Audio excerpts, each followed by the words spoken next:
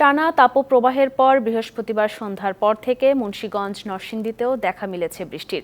এদিকে 4 জেলায় বজ্রপাতে মৃত্যু হয়েছে 10 জনের।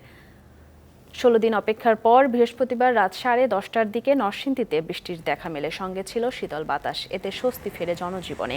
4 দফায় বৃষ্টি হয়েছে মুন্সিগঞ্জে। সন্ধ্যা 7টা থেকে থেমে থেমে বৃষ্টি হয়েছে।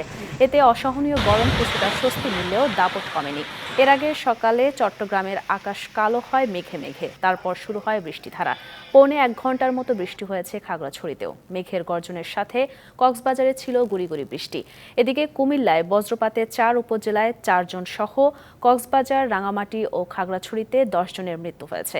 দেশের কয়েক জেলায় বৃষ্টি হলেও রাজশাহী ও খুলনা বিভাগে বইছে অতি তীব্র তাপপ্রবাহ। তবে দেশের উত্তর ও পশ্চিমাঞ্চলে বৃষ্টি হতে সময় লাগবে আরও 2-1 দিন। এ মাসে কালবৈশাখীরও আভাস দিয়েছে আবহাওয়া অধিদপ্তর।